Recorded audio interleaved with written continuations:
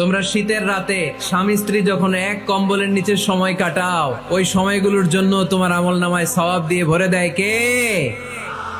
তো একজন নারী বরকতময় কিনা আমরা বুঝবো তার প্রথম সন্তান যদি কন্যা। তার মানে কন্যা আসলেই ঘরে বরকত আছে না নাই? আছে।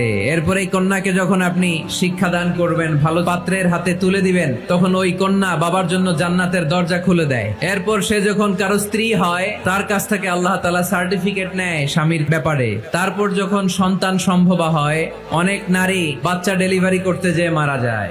সন্তান ডেলিভারি করতে যেয়ে যে নারী মারা যায়, ওই নারীদেরকে কিয়ামতের দিন আল্লাহ শহীদদের কাতারে দাঁড় করায় দিবেন। আর যদি সহি সালামতে বাচ্চা ডেলিভারি করতে পারে, তাহলে ইসলাম বলে আল জান্নাতু তাহতা আকদামি উম্মাহাতিকুম। ও দুনিয়ার পুরুষেরা শোনো, তোমাদের পায়ের নিচে থাকে জুতা, জুতার নিচে থাকে বালু, আর এক একটা মায়ের পায়ের নিচে থাকে তার ছেলে মেয়েদের জান্নাত। পড়েন সুবহানাল্লাহ।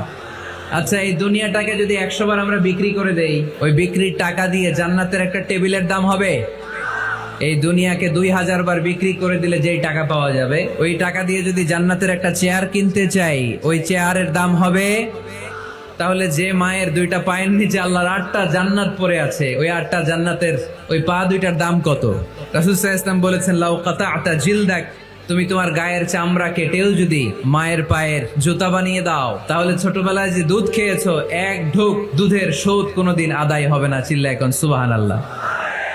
এজন্য মা বাবা যাদের বেঁচে আছে, আমরা যেন মা বাবার কাছ থেকে দোয়া নেই। পীর সাহেবের কাছে যদি দোয়া নিতে যান, দোয়া কবুল হতেও পারে, নাও হতে পারে। গোটা বিশ্বের সব পীর সাহেব যদি এক গ্লাস পানির মধ্যে দোয়া পরে ফু দেয়, আর আপনার আম্মা শুধু সুবহানাল্লাহ বলে যদি আরেক গ্লাস পানির মধ্যে ফু দেয়, আপনার মায়ের দোয়াটা মুহূর্তে আল্লাহর দরবারে কবুল হয়ে যাবে।